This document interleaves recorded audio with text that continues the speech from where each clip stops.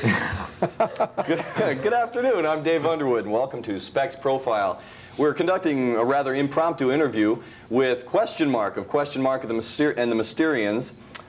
He's here in the studio today. He's here in town promoting a new single that he just put out, Time Is On My Side, a cover of the classic song. Also, our guest today is Tom Crown, a Specs graduate. Specs graduate? Which camera do I look into, by the way? The one with the red light on. Oh, is that the one over there? They play camera tag. There we go. This is Tom Crown. Hi, this is Tom Crown. He's a Specs Howard grad. He graduated in June of 1982.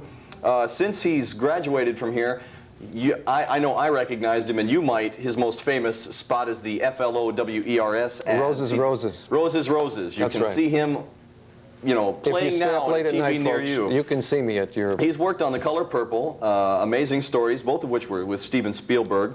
He's done some film editing in California.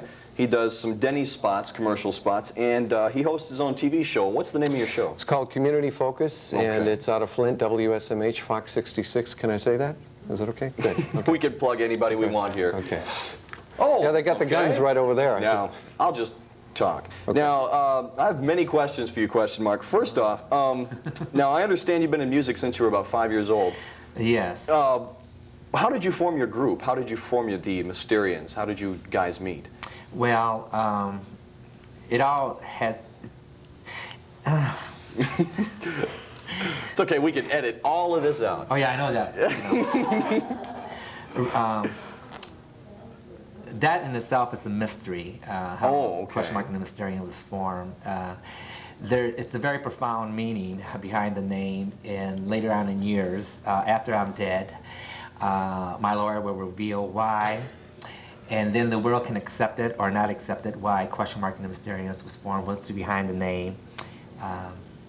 So you're basically just going to keep it a secret then? You're not going to tell us? Well, see, it's too profound, and the world right now is in a lot of stress because of power. Power creates stress, and my thing is to change the world. Okay. And so when I get there in that position, I use the music as a vehicle for that. Okay. In other words, I've been trying to reach my audience for a long time, and there's a message in my songs. And I know what the reason is. That's why I don't follow no trends. Everything I do is original, with an original concept. And I'm trying to educate the public. Well, now, when you recorded your song, 96 Tears, I'm sure almost all of our audience will recognize that song. What was the... why the name 96 Tears? How did you go about writing that song? And did you think it would be a hit when you wrote it? Yes. Well, I feel that way about all my songs, but because of the music industry, and because I was young and I trusted everyone, and I believed in friends, and I was very naive on the part that I didn't know that the music industry could abuse you. How high did the song reach on the charts? Number one. Number one. It was number one across the nation, and you can hear it in Singapore. I just came back from Singapore, in Indonesia.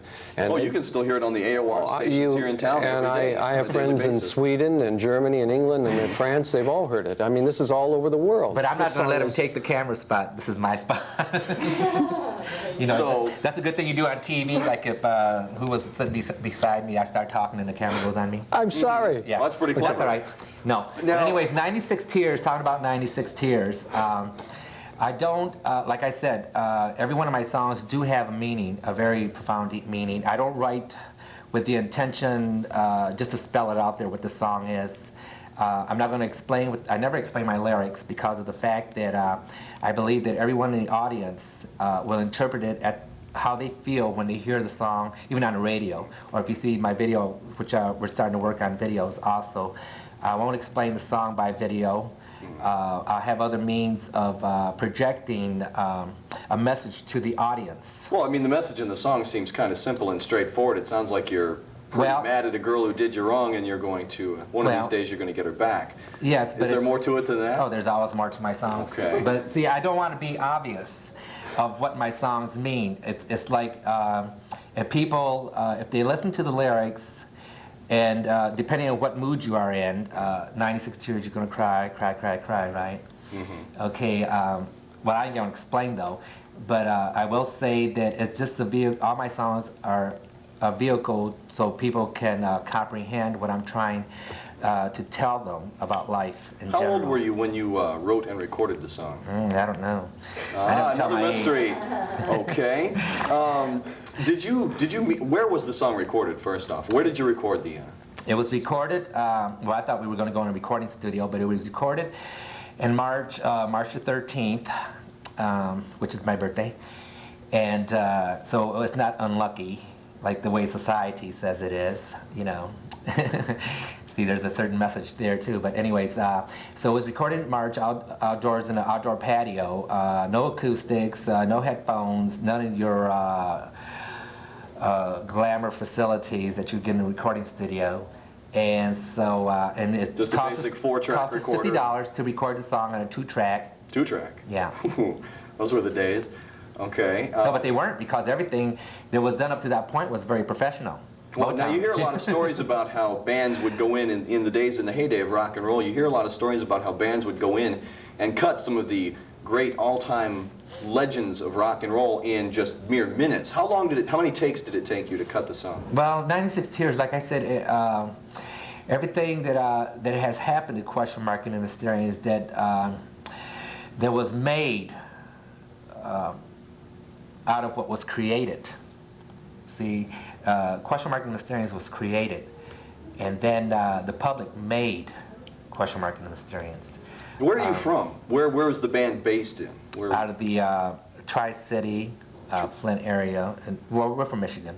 Oh, so you're from the Flint area. Mm-hmm. Okay. But that's another long story too. There's a mystery behind that. Where I'm from, anyways. But I You're won't just say. full of mysteries.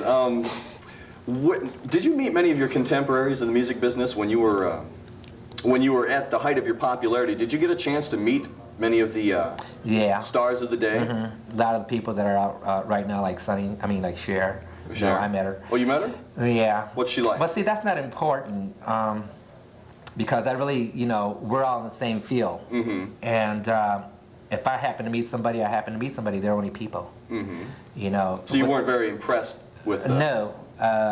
Because we're in the same field, and what they do, and what I do. See, I never been what so and so doing. Well, I got to do a song, something like in that vein. I always believe in originality, and so I really don't. But when I do meet people, their attitude, they got really ego trips, and that's what I don't like about them. Not to say anything about. There's a lot of people in the music industry that are that way. They just carry a high head, and they're forgetting that, I'm just like they are and they're just like me. Well, now I understand that a lot of groups, as a matter of fact, 2020 did a special on this not too long ago. A lot of groups, especially some of the bigger girl groups and Steppenwolf and groups like that, had a lot of trouble, and still are having some trouble with bogus groups touring the country under the name of a famous group. John Kay of Steppenwolf said that at one time there were at least 30 different Steppenwolves touring the country. Mm-hmm. Have you had a problem with that? Has anyone tried to make money off of your name? Well,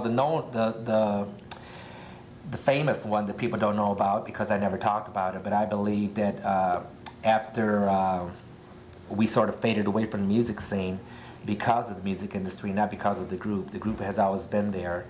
And even though the group has separated, the members have, I've always continued because I was there before success was there. And that's the way my music is. It doesn't need to be successful for me to write. So has anyone ever... Yes. Well, we were going down to Florida. We were doing a gig, and I'll just tell the story. And, Please. But it made the headlines in Ohio. Fort Wayne, whoa, the radio station out there. Mm-hmm. We were driving down about, it was going to be about midnight, and all of a sudden the DJ comes on and he says, well, we have a mystery guest, and after the commercial, he'll be coming on. So the commercial went by, and he says, well, tonight we have, before we close the show, we have Question Mark the Mysterians, and here we're going down to Florida in a van with the whole group, and this guy's going to come on, he's Question Mark, right? So I'm eager to hear his voice. Yeah. Well, somehow he had listened to me, because apparently I did a lot of interviews, and he almost had my voice down, And so I'm listening to him, and the guy right away asks, well, where are the Mysterians? And he says, well, 3 of the members are sick up in Michigan, and I'm performing. That was convenient. Yeah, he was performing at this club, and he was going to do a TV program the next day. So we were about almost 100 miles away from there, and I said, hey, turn this band around. We're going back there. We're going to straighten this out. So we got there, and the radio station was already closed, and there was a phone booth there, so I called up the guy, and he went to the window, and they were on the 3rd floor, and so he looked down, he says, well, I'll be darned. So we went up there, and he had so-called Question Mark's number. And so he says, well, you want to talk to him? I said, no, you can talk to him first. And so he called him, and he says, hi, Question Mark, I have someone that wants to talk to you. And he says, okay. So I got on the phone, and he says, hello, who's this? And he said, this is Question Mark. I said, no, this is Question Mark. And there was silence. And so the DJ got on the phone, he says, well, you know, you're lucky he's a nice guy. He's not going to prosecute you because he can put you behind bars. So you didn't do anything about it? No, because there's no sense to it. The only thing is that I don't know just how long he was performing and what kind of show he put on, and you know, and the only thing is that when I'm trying to book myself there, if people saw him, they said, man, he's terrible, you know, and all that kind of stuff. And that's the only thing that can happen to a real artist when they're, you know, when there are bogus groups out there. But anyways, what happened, he was AWOL from the Army, and he just put on a wig and some makeup, and then, you know. Tried to impersonate you? Yeah, and but they caught him. He was living with this girl, and they caught him going to New York, and so I don't know what happened to him, but it did make the papers. Okay. So ever since then, I wondered just how many, because I've heard people say, well, even around here when I was, you know, we're from the Clow area, that's about 15 miles from Flint. But anyways, and they said, well, we heard that you're going to be playing in Detroit. I said, no, we're not going to play in Detroit. No, so Well, they mentioned it in Question Mark The Mysterians. No. Now, you said you had a lot of trouble with the music industry because when you were younger, and I know that's a complaint that many other performers have shared. Chuck Berry and Bo Diddley, for instance, they pretty much signed their lives away, and they are seeing nothing in return, and they gave us some of the greatest songs that we've ever seen in rock history. But that's not, it hasn't changed there either, it's just getting worse. Well, do you still hold the rights to the song 96 Tears? I hold the writer's right, but not the publication. That's one thing I'm fighting for right now. But anyways, it's like, I forget what group I was reading about right now. They're under contract with a major company, and they're very successful, and they're not even making 6%. Tell them about, if I could, one about Neil Bogart, about how Neil Bogart from Casablanca Records took everything away from you. Well, it wasn't exactly Neil Bogart, but he was a guy that, see, I had a very good contract. I was getting 8% for 96 Tears. 8% of the royalties sales of sales. Okay. And I think the highest person right now gets 15%, and I think either that's Elton John or Stevie Wonder, one of the persons, maybe Michael Jackson. but this is 66, and I got 8%. So you were doing pretty well then for 66. Yeah. And well, like I said, I knew the business and all that kind of stuff, and I had my claws in there that's strong enough. Where now groups, just because they want to get known, they want to sign up. They want people to recognize them, you know, they want to, so they get out there and they start like maybe 2.5%, 4.5% the following year, 6.5% the third year. If they make it to 4 years with the company, and you can go back now and you can like count in your fingers how many groups do you remember that were out 2 years ago. Oh, well, that's That a good alone. point. And by the 4th year they get 8%, and if they hang around 5 years, they get 12%. And now, what other aspects of entertainment have you been involved in other than singing? Have you done anything else? I mean, between the release of that song and today, there's been a lot of ground covered. What have you been doing with yourself? Just writing songs. Like I said, I never skipped a beat, never dropped a note. When was that recorded? When did you record 96? 1966. 66. So between then and now, that's a lot of water under the bridge. Have you done any recording since then? Oh yeah, I've done various recordings, and but like I said, I learned as time goes by. So actually, I have a lot of experience under me. Even though I haven't been out there, I have a lot of knowledge and experience about the business. That's why I formed my own record company, which I want to do anyways. Once I signed with Cameo Parkway, I wanted to form my own record company once we had expired there, because I knew what I wanted from the start as a writer, as a performer. So you're currently not signed? No, we got our own record company. Okay, what's the name of your... It's called Peacock Records, and it's not only for myself. I've always believed in the artists out there. You know, You like to give new performers a chance? not a chance. I just want to give them the ability to write their songs, to perform their songs the way they want them in, instead of signing up, like you say, with a major label, and they say, okay, this is how we're going to hack your song. They lose all creative control. Yes, and all of a sudden the song they believed in, they want the song they believe in performing and doing, and they want to give to the audience, when it's processed through the record industry, what you get is Something completely something that different. sounds something like who's ever out there doing it right now, that they made. Because when I was in Hollywood, I had a chance, I had many offers, and I've turned them down because it was all for the record company, it was never for the group. And I've always believed in the group effort. Well, I always believed for the rights, you know. And we're the ones, without us, they don't have anything. But you learn that without them, you ain't gonna get anywhere. So either you fight for what you believe in, just like the general public, they're fighting. Like I said, the artist always suffers, the people always suffer. They know what they want, the artist knows what they want, the government ain't gonna give them what they want. So The there's a record lot of- company ain't gonna give us what we want. So there's a lot of greed in the record No matter industry. what kind of field you're in, that's what life is all about. Anyways, you have to fight for what you believe in, and you have to have faith. And once you stop, well, then you're not going to get it. So Do you stay anyways, in touch with your former bandmates? Oh, yeah, yeah. Do you? They Are had they an- still, Well, with are you still everybody. all living around the Flint area? They or had here an in Michigan? '84 reunion tour that was in Yeah. Texas. Remember that? yes. We had a reunion tour either. I mean, also. But what I'm getting back to as far as, You've reformed the band, haven't you? oh yes, well, I've always had musicians. It's always been hard to maintain somebody to stay on the road with you because of the fact they don't know what it is to sacrifice to make it, the responsibility. And a lot of people are married, they have kids, and so they have other responsibilities. So you have no But to make a long attachments? story short, getting back to as far as why I formed my own record company, there was a guy that had 64 Go albums. He had a Go album for American Graffiti, for producing that. He wanted to sign me up. He said, hey, punk rock is coming in, new wave is coming in. They need somebody out there to promote it big, and we can make you. We can make you the next king of punk music and new wave. See, they can make you, you know? Did you take advantage of it? No, let me tell you. But see, I just listen, you know, and see all these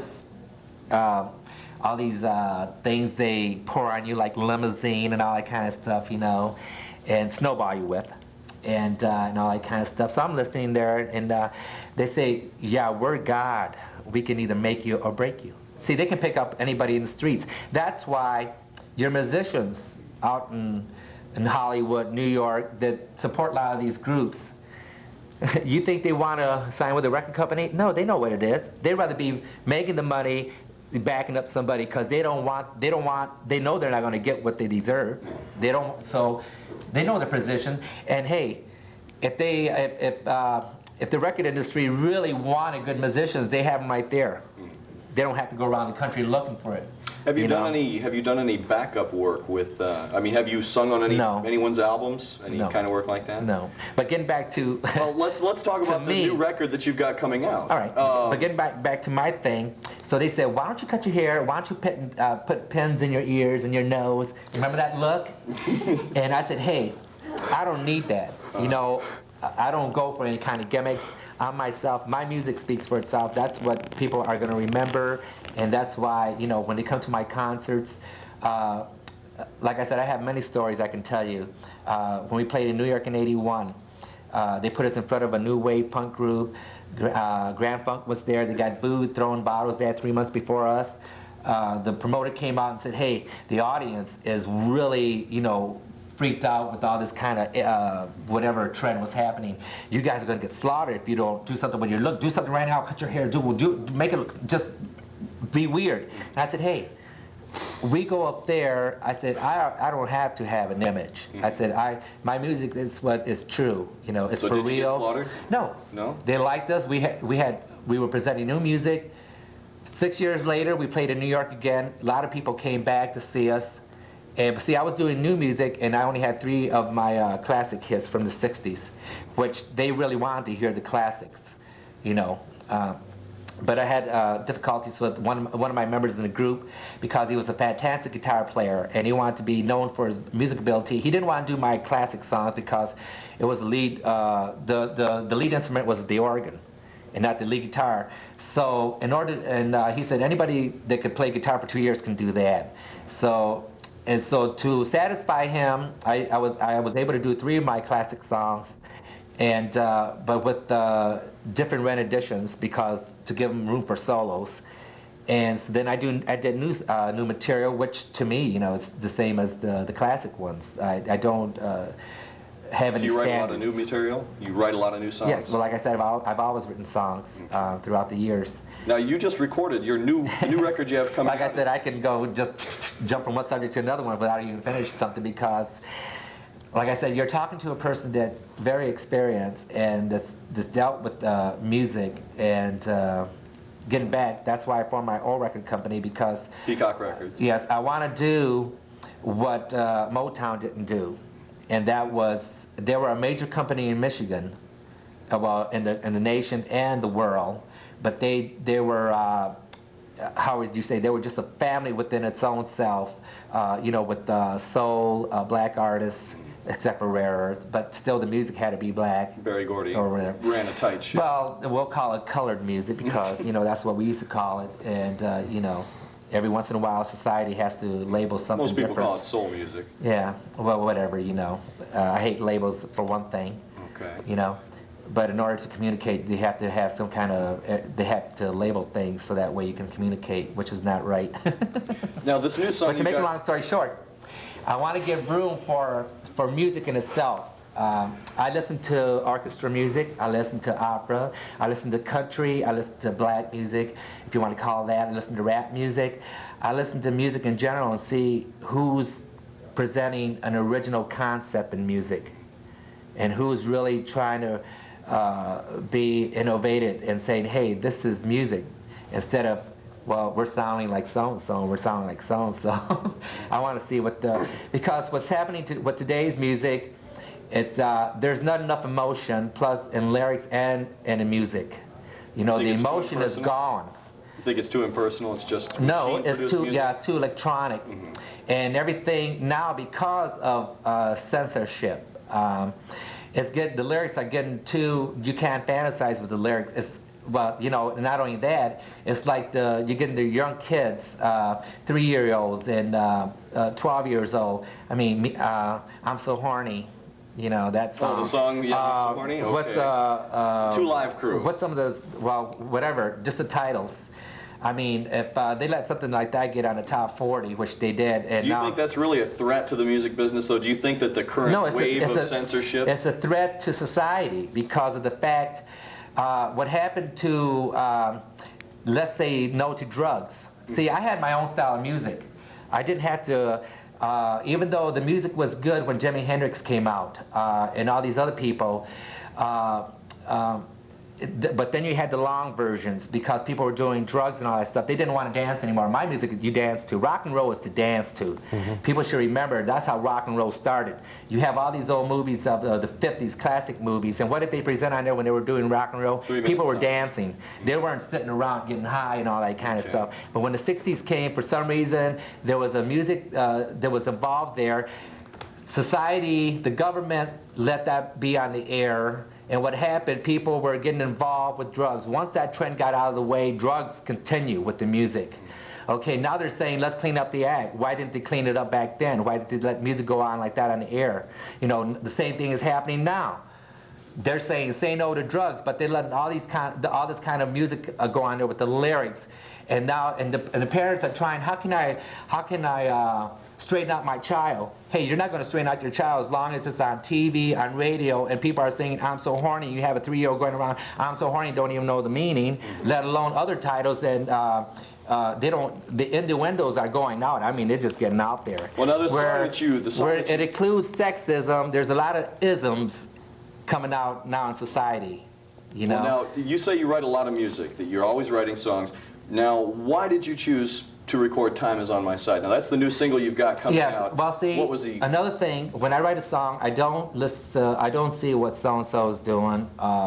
I do look at videos because I don't want to do the same thing, because actually videos, I'm going to get away from the subject though, actually videos right now, if you turned off the sound, they're selling sex. They're not selling a good song. A lot of people. It doesn't mean anything. Everybody's in bed now. It didn't used to be that way, but everybody's getting, they're rolling around in bed now, in the bed scenes, and they're writing more about the bedroom scenes now instead of a good song. See, they use what they're doing, they're writing more or less with the video, so people can relate to that, not with the song. I always write, well, I never, like I said, the lyrics come to me.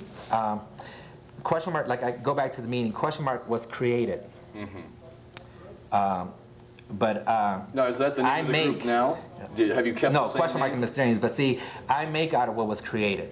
Okay, and the lyrics, they come to me, and Time's on My Side.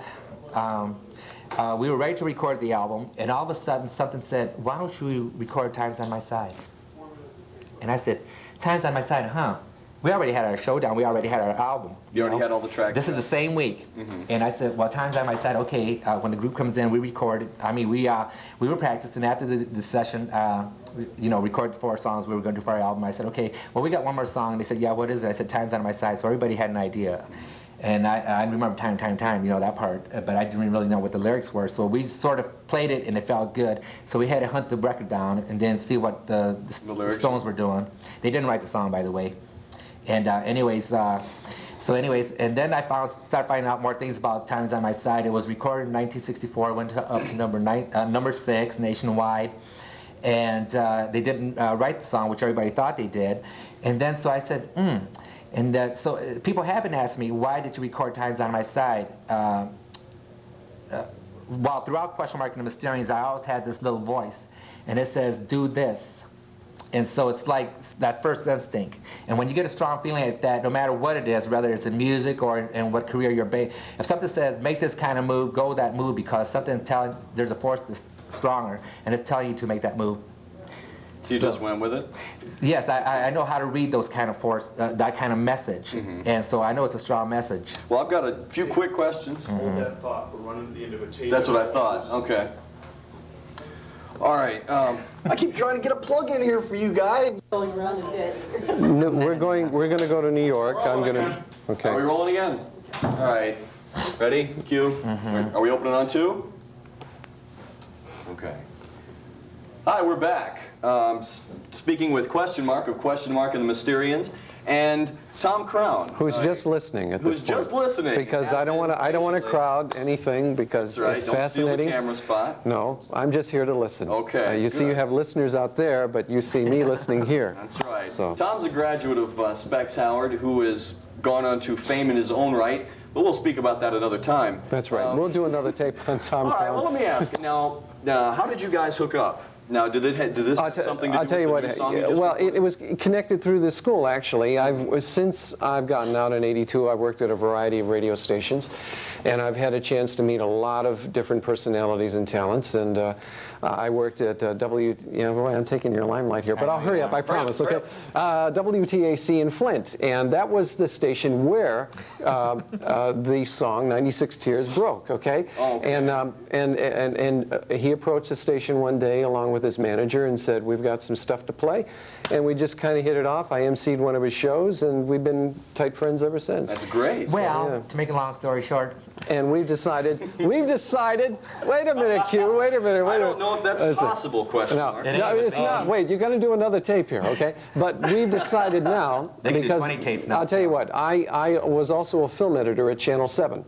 Now, I want to get this thing right about the thing with the color purple. I was a projectionist out at Taddeo Studios, and I was training at the time, and I got to run the rushes out there of color purple. Got to meet Steven Spielberg and Whoopi Goldberg and all those great people. You have his phone number? Don't I wish. Yeah. But I also had a chance to appear in one Amazing Stories episode called Gershwin's Triumph with Bob Balaban and Paul Bartel, who directed Eating Raoul. And I don't know if they'll ever run that on local TV here. I have yet to see the episode. I thought it was great to be able to be in this thing. Well, that's great. And I got to tell you get paid squat. But he's not going to be in my videos. $35. Oh, he's not going to be in your videos? No. Who? So you're going to be making videos.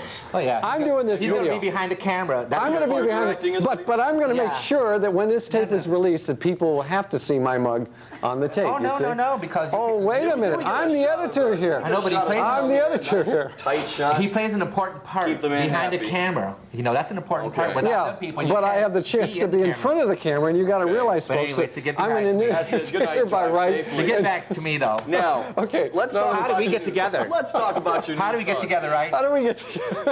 Okay. Let's talk How about we how we got together. Gentlemen, Okay, go ahead. Let's talk about your new song. No wait, Question mark. but how we got together because you want to know how we got Yeah, together. we got to know. It's like He just told me. I know, but it's like right now how we got together in general right now. Okay. This day. Today. If we ever meet again, that'll be great. If we don't, then like I always try to say, always remember the moments. That's right. Because when you can look back, there's going to be a reason why. And there's, like I said, this is a very profound, strong vehicle. Question Mark The Mysterians. It's like people come in and out. You know, I don't have to have success for people to drop in, and you know, naturally, if success does happen again, there'll be people dropping in a whole lot while I'm on my course, right? So Tom's like kind of you're on riding your your course. coattails? Well, no, but Wait a it's minute, like Honcho. you know, This when one-time people do talk show drop in, host. successful, I'm riding his coattails? Will it have more meaning or will it have sounded less like what he meaning? was saying. You know, will it mean more because my success, then you'll be happy to know me, or does it have more meaning right now Q. for my success? Q, wait a minute, am I riding your am I riding your coattails, Q? No. No, thank you. Okay. No, I don't believe. Like I said, I hate terms. You know, I hate. Labels. How did I say before? I don't know if I want to be in your video. Society quotes. You know what I mean? You're just there because I'm here. Right. But like I said, my vehicle was to relate, and he's going to play an important part because now he's going to be making a video, and he's going to be presenting me my video of concept of what I want the people to see has a message. It doesn't have anything to do with sexism. My thing has to do, like it's always been, to relate, to get close to my audience. And lately I've been doing that. I sign autographs, and there's a lot of, well, if you want to call them stars, so-called because of society. Society makes stars, I don't. You know, but your lives do have something to do with the stars in general. I believe he is a star. But I anyways. really do, and that's why I'm But promoting. you're a Are you star. going to You're be a star. directing The his- are you camera going to be people are a directing or star. producing? Everybody We're is a gonna be star if you editing wanna and use that producing the video. terminology. Everybody is a person to me. You know. When is the video going to be coming out? Have you started production? We're production. This is production right here. We're This is including part of the everything. material We've got for your all of it. videos. We're only Yeah. going to use 10 seconds of it, though. Oh, okay. Well, that's And that's why. the intro. And the part that's going to be taken out is everything that I speak, right? But you see, I'm the 'Cause you said he editor wasn't here, gonna be right? in your video. I'm the editor, and I'm But definitely it's going to like, make sure. you Yeah, know, go ahead. it's like, Yeah. I like people to know that in general, it's Yeah. like whatever you do out there, I mean, like the camera person, you, anybody out there who's looking, it's what level do you want to be at? I mean, do you want to be a camera person that, if you want to, you know, that works behind for the Johnny Carson show, or if you want to use any kind of, what level do you want to be at? Somebody's going to be at that level. Whether if you want to be, say, for the musicians out there that are going to the school right now, but they're making part-time money for, you know, for supporting themselves. Do you really want to be a singer or an artist, or do you want to do this really? You know, what do you really want to be in life? But what you got to do is, no matter what level you're at, somebody is going to do it, and no matter what you're doing out there, you got to sacrifice. And I'll tell you what it takes now, and what it's going to take for a long time, is money. So if you really want to make it, the way to do it is to start saving part of your whatever you make, save it, and don't party. Because if you party, you're not going to save money, and it takes money to promote yourself. Like I'm doing, I'm promoting myself. I'm promoting our record company. Nobody's going to give it to you. Sure, you can find people that want to do it for you, but they're going to want a piece of the action. And then they know you need them, right? To make it, because they got some money to back you up. So then that's where you come in with the signature. And then you don't know just what you're signing. You know what I'm saying? So it's a lot better if you can get the experience and save your little pennies, because penny is a valuable source because they add up. And when is your another new thing song is coming out? to, if you want to do anything, hey, go to your library. It's all there, you know.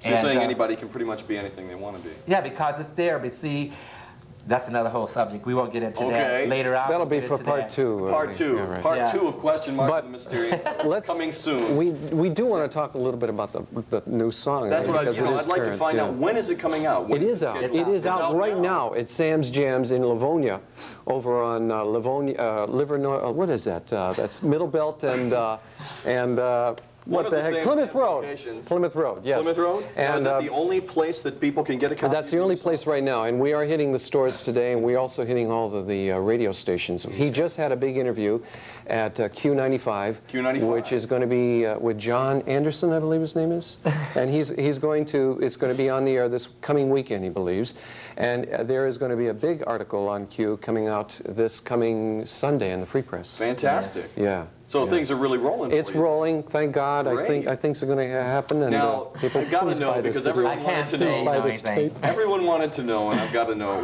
what about the shades? What's the deal with the shades? Is that part of your mystique? Do you wear them everywhere? Mm-hmm. You've got a protege here, you know. That's It's- true. Do the two of you go everywhere like that? We do. You The do? Bobsey twins. The Bobsey You see, twins. I call up, I go to Whoa Radio, and I do interviews over Oh, there. okay. You do interviews So, in his stead? Yes. All yes. right. But I want to be alone. I said that first on the station, remember? You This I is never true. said it on TV. That's right.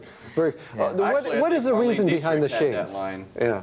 But yeah, Long time ago. what is the But, reason behind the shades? What is the reason behind the I would shades? like to know. It's too profound.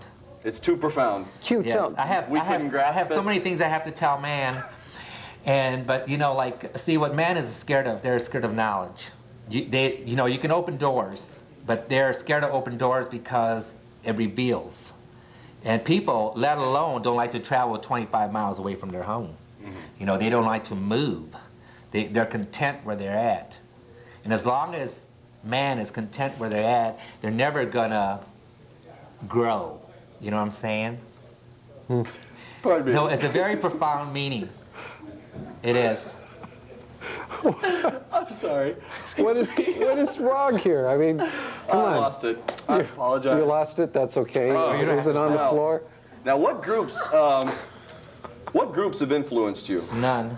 None? Like I said, You didn't Question Mark- listen to any music as a no, kid? Question Mark The Mysterians was created. Then out of the creation, I made it. I made the moves that was created for me to do. But you don't have any favorite groups from when you were a child? Any groups you like to No. listen to? No. No? You listen to everything? You don't have any favorites? Yeah, I listen to everything. One of the things that we are going to be doing in this tape, and we're going to show it, is go. I saw some guy do this. That means We've got. We can all do it. We can all do it. That means another tape, folks. We'll all do What- it. And we'll set a trend. That's right. Hey, This is a The trend. camera person's doing it. Show Is this camera called the on her. wave? Is this the You wave? know? But what we're going to do is we're going to show the beginnings. We're going to go to the house where he wrote the song. We're going to be going to the actual studio, which is now, I guess, a dress shop or something on that order, somewhere up in the. As a shoe repair. Yeah, we're going to have a lot of things in this video, and we certainly do hope. How that long do you everybody think the goes. video is going to be? I think it's going to be like 5 parts. It's going to be 10. It's going to be I had 10 to years ask. in the making. I had to ask. 10 years in the making. So you really didn't have any influences. You really don't have any favorite groups. No. No, none at all. This is his major. There is marvelous. an influence. Well, that's marvelous. There is an influence, and it's from up above. Well, We've got to wrap it up. I'll tell you what. I had long hair in '62. I got photos. The Beatles came out in '64, and they considered that long hair. Okay. I'm way ahead of my time. So you're a trendsetter then. No, I'm not a trendsetter. You're just I'm ahead just of your way time. ahead of my time. Okay. You Well, know, I'd like I to was thank born. you I was born many years ago, and that's why I can see what's happening to man, where they're going wrong, and there's a voice that has to be spoken. Well, I'd like to thank you And very you can't much. do it through music because, see, if I was to do it, a lot of people say, well, why don't you say what you say now? Why don't you put it in music? And I said, because I want people to hear without the beat. The beat takes away from really has to be heard. And you can't make people understand or comprehend what you're trying to say if you use the music as a vehicle. So I really don't like to talk about my music. I like to talk to my audience because I'm trying to relate through music, through my lyrics. I want to give them some kind of meaning. Hey, listen between the lines, and listen to the words, listen to the phrasing, because there's something I want you to hear out there. Well, tell your audience goodbye, because we do have to wrap it up. We do. Well, I never say goodbye. I would like to say hello to my wife. And you'll be hearing me. Okay, I'd like to thank Question Mark and the Mysterians for joining us on our show today. I'm Dave Underwood for Specs Howard Profile. Thank you very much. Thank you. See you next time. Ciao.